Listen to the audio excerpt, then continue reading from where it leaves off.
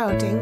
Welcome to my blog.stampwithelaine.com and welcome to the second episode of my Halloween countdown series.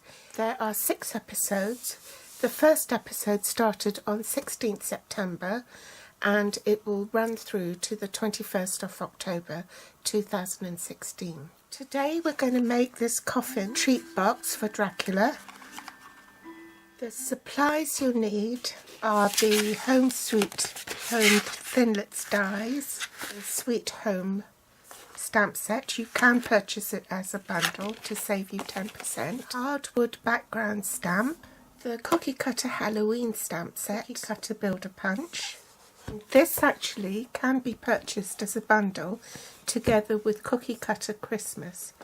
So if you've already got this, then you'll need the punch to punch up the images from the Cookie Cutter Halloween set. Halloween Night enamel dots, half a sheet of smoky slate cardstock, a piece of window sheet that's roughly cut at 1/2 inch by 2 inches, so that's 1.3 centimeters by 5 centimeters. Memento Tuxedo Black ink, smoky slate, and the pumpkin pie and old olive markers, which you can purchase as a pair from the new autumn winter catalogue. Also need your scoring tool, big shot and magnetic platform.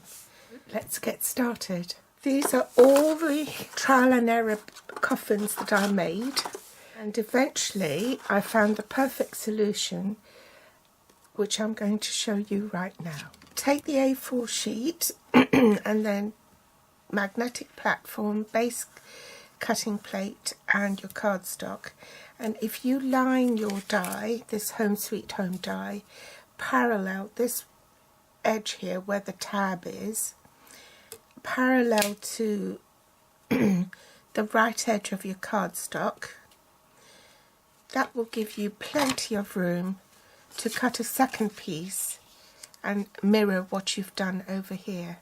So I'll just do that and run it through the big shot. Here's another tip for you. I've actually taken a photograph of the dies, and this is my map.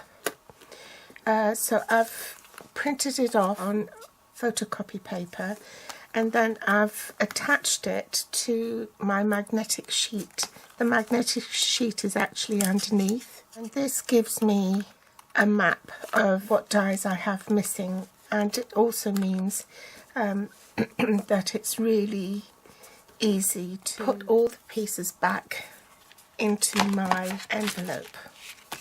Select one of the pieces for the bottom of your coffin, then take the other piece and cut off the gabled end, the tab on the bottom, and you can follow the score lines to help you do that. There's a reason for this madness, because Muggins here didn't, and I ended up having to put the lid, the hinge side of the lid, on the right side rather than on the left side. So avoid making mistakes like that. Just cut off the tab of one of them, then you know that has to be hinged on the right, like so. And that one, the opposite one, is like that. Which brings me to the next point, and that's to ink up your hardwood stamp. Now this is a rather large stamp. What I do is take the cardstock to the stamp rather than the stamp to the cardstock. So this is going to be your base. Line up the bottom with the straight edge on the bottom, and then run your finger over the stamp. And the reason I'm doing that like this is because the house is angled. So if you just stamp it straight, then when you fold it, the other lines of the wood panel, wood grain, would be crooked. I've inked up my stamp again, and this time use the top edge of that with the top edge of your stamp and ink that up for that wood grain panel. And you just repeat for the other piece. This piece here, you line it up with the bottom of that. Okay, now we're going to score. But this edge where the tab is, the long tab, at 7/8 of an inch.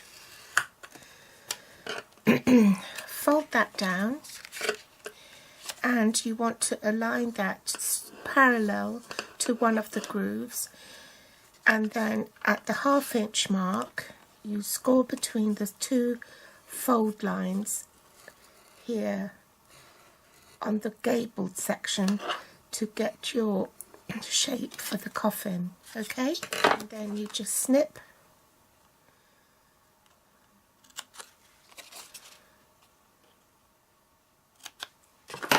and then set that aside. So for the bottom of the box you do the same thing, 7/8. This time you need to fold the tab up so that again it's parallel to one of the grooves, 1/2 inch, and score between the roof line here. Oops. And again just give it a snip and fold that in.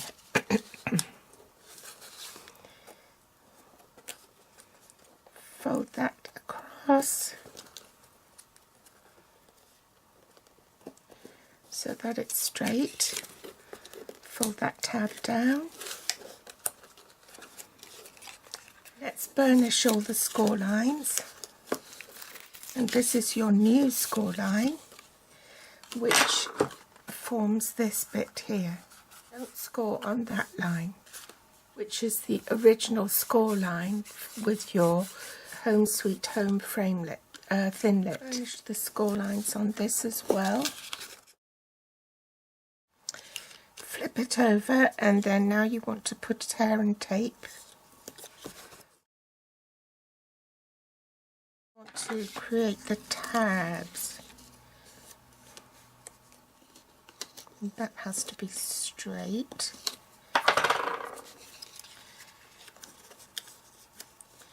So turn that inside.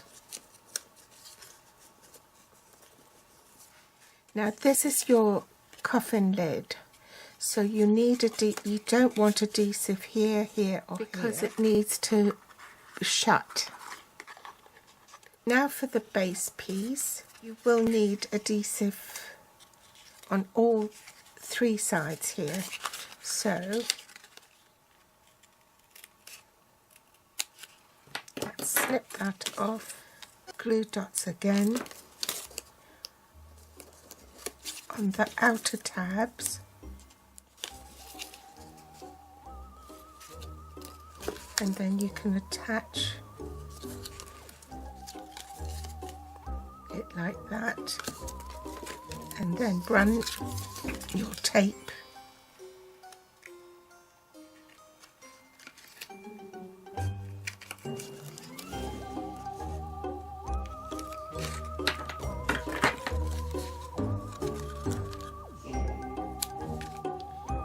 remove that and just flick it back if there's any excess.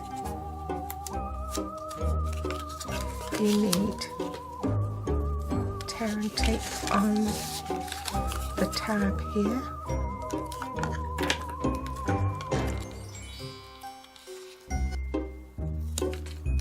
And you need tear and tape on the tab there.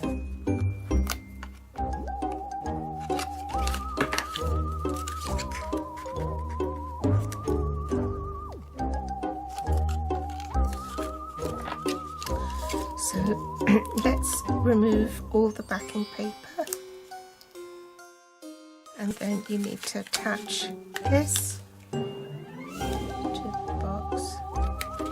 On the other side you need to attach this flap all round and this as well. Oh, I forgot one step. You need to straighten the edges. So just do it by eye.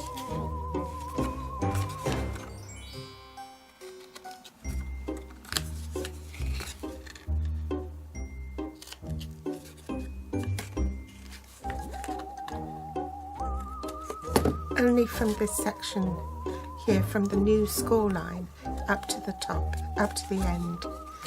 Okay, right. Take the last backing paper off.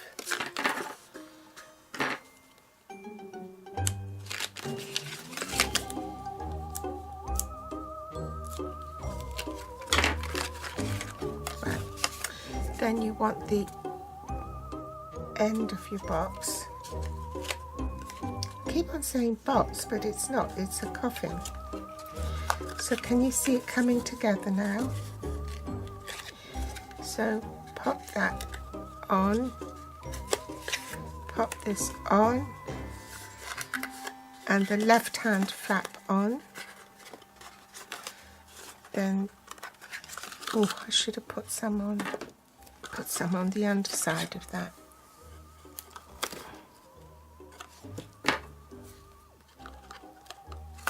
I'm having a fight with my tear and tape today.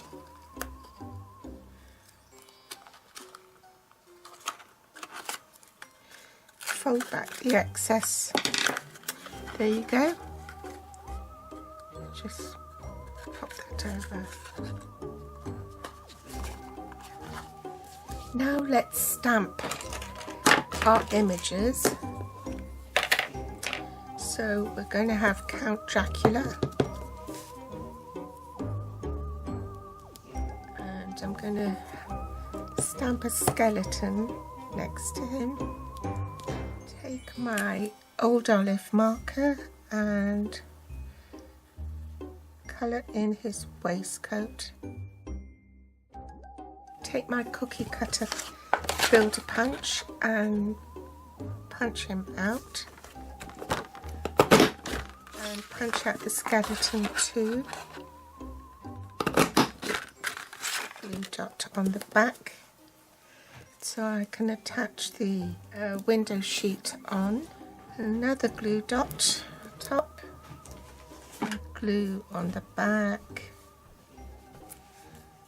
and glue the skeleton to the back of the vampire. Pop a glue dot on the front, the same side as Count Dracula. Bring my box back and just pop that in the box. So have him standing there. Doesn't matter if his legs stick out, because then when you open it, he'll pop out. Back my Memento black ink. Now I need a mat to stamp on because I'm using photopolymer stamps. I'll stamp the word first. Trick or treat, it says. Then I'll centre the label over the word. My magnetic platform. I need my little banner die, which is also in that stamp set. Top cover. And I'll run this through the big shot off camera. Dimensional, cut in half. Pop that on the door.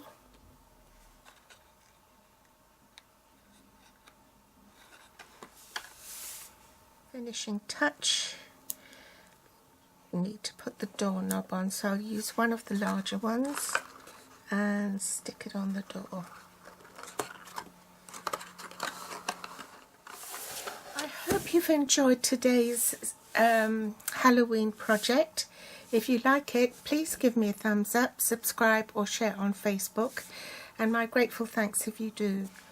If you're watching from YouTube, you'll find the list of supplies I use below this video in the Show More section, with direct links to my online store. They'll also be listed on my blog here at blog.stampwithelaine.com. You can find me on Facebook, Pinterest or Instagram. Thanks for watching, and I'll be back soon. Bye!